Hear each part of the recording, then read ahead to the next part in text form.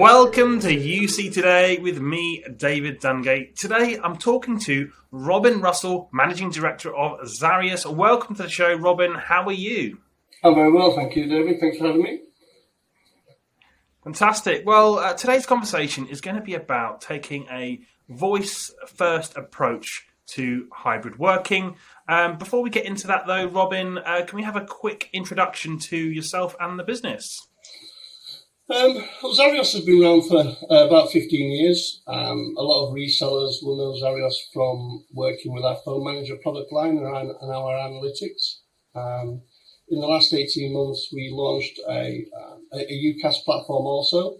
So rather than being the software application that works on, say, a Mitel product, we have our own voice product that has our applications as well. So it kind of gives us the full control of the product that we're delivering to resellers.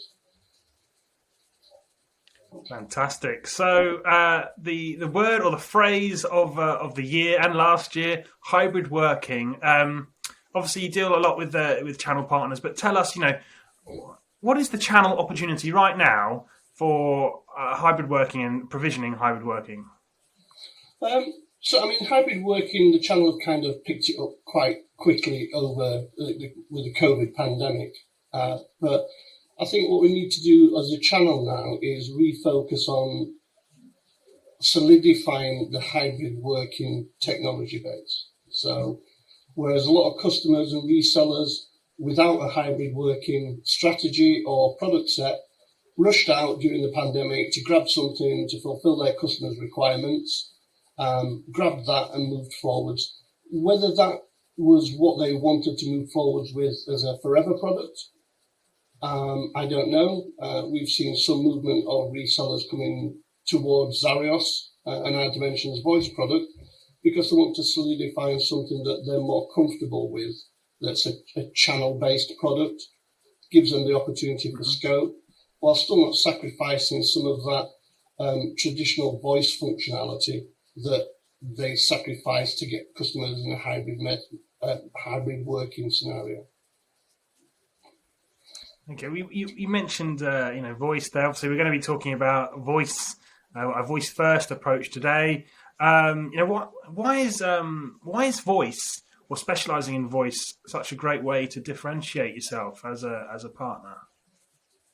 As we've spoken to resellers, and to be fair, it's something that we pushed heavy on when we were developing Dimensions voice, is that as people have moved and migrated towards the new hybrid products, whether that be Teams, Zoom, 8x8, the whole cast of pure hybrid systems, a lot of the simple voice functionality that the reseller expected to be in the product, that the end user expected to be in the product, just doesn't exist.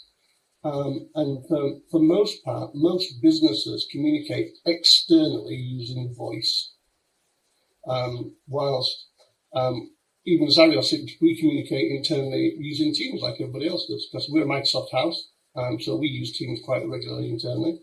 But it's not necessarily the best medium in the world for communicating with customers that just want to phone up and speak to you. Great for meetings. It's not the suitable product for ad hoc voice.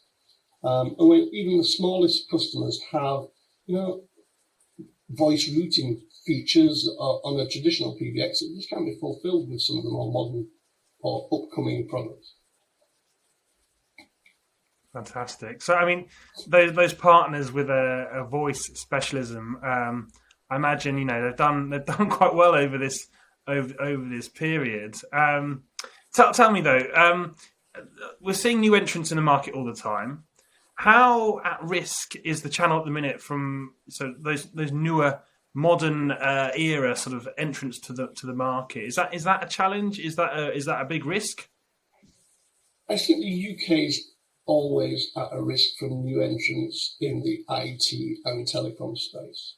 I think that's just purely because it's an English-speaking country.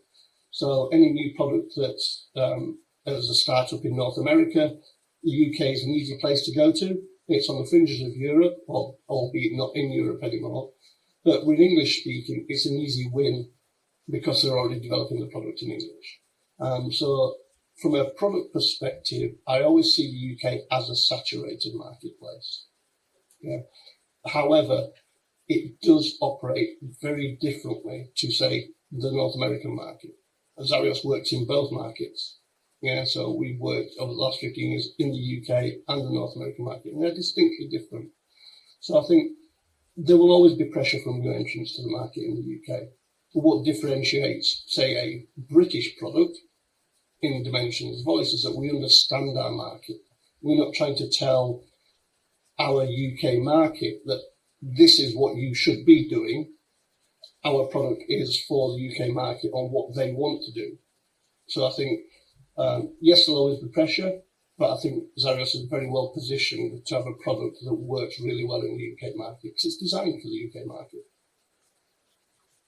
So, I mean, I want to talk about some of those customer challenges at the moment when it comes to voice. And we've heard lots of stories over the last 2 years or so where people did rush out, and as you say, they rushed to the first product that sort of got the job done. Was it that forever product? Bit of a question mark. And sometimes, the voice element of that did get neglected somewhat or not thought about enough. But so what kind of challenges are customers facing today regarding maybe not paying quite enough attention to that voice element of their service? In many ways, it just comes down to the simplest of things. So from an end user's perspective. So, I mean, if you think of just like your local haulage firm, all this new technology around Teams, Zoom, and so forth is not going to fit those guys. At the end of the day, they want something as simple as a telephone. Yeah, we've got end users that actually don't have PCs everywhere somebody works and needs to communicate, whether it be internally or externally. It has to be a telephone.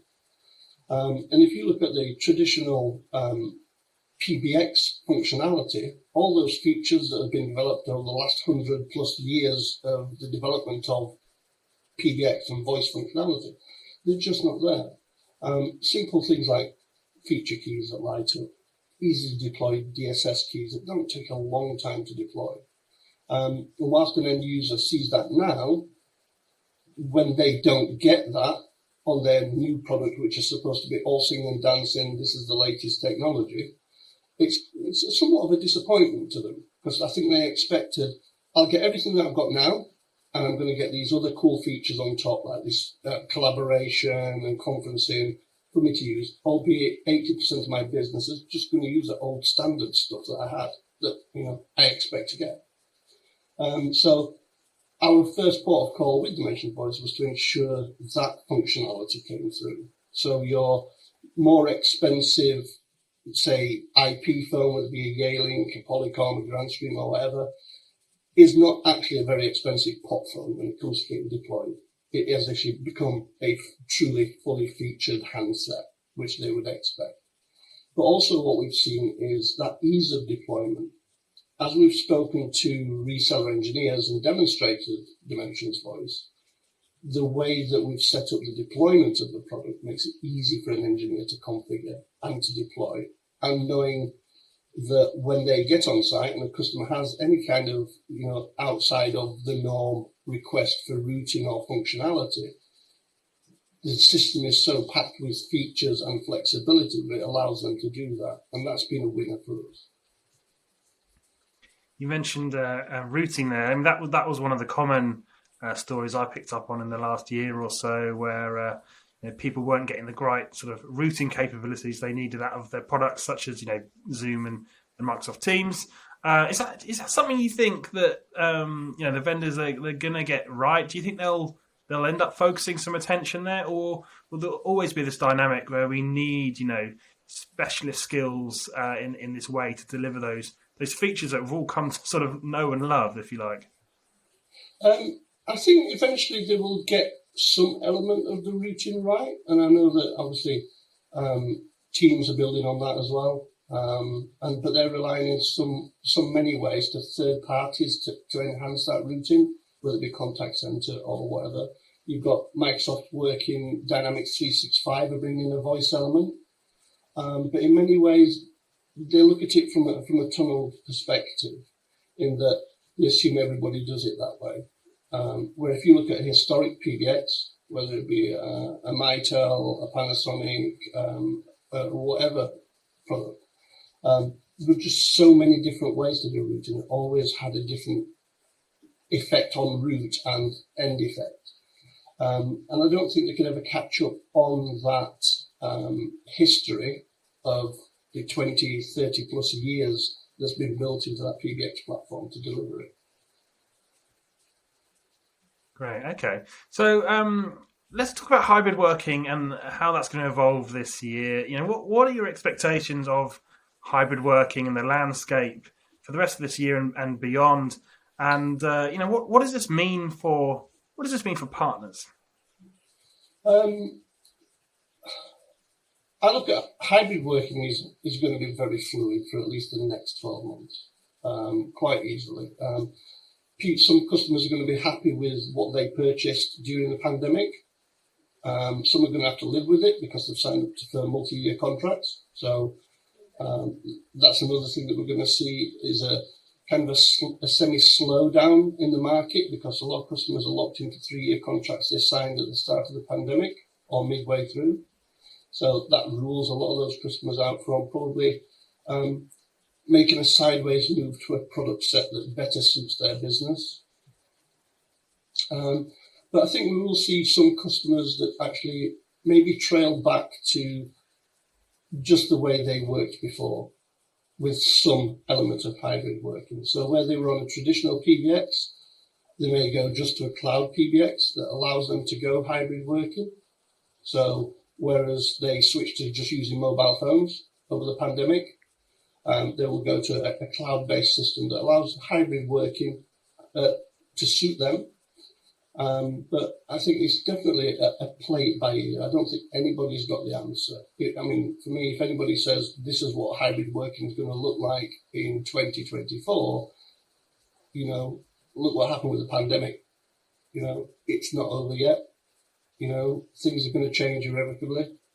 But I think it's just playing it by ear. You just adjust accordingly on a quarter-by-quarter basis. And at least from Xarios' perspective, it's providing a product set that gives enough breadth that allows resellers and customers to position just sections of it for their business rather than you have to have everything for this to work. It's not. It's just in sections and you build as you go. Fantastic. So, Robin, I think that's a great place to end today's discussion. Thank you so much for joining me. Thank you very much. And thank you for watching. You've been watching me, David Dungay, on UC Today. If you like today's discussion, please give us a like and a share on social media. That's it from me. See you next time.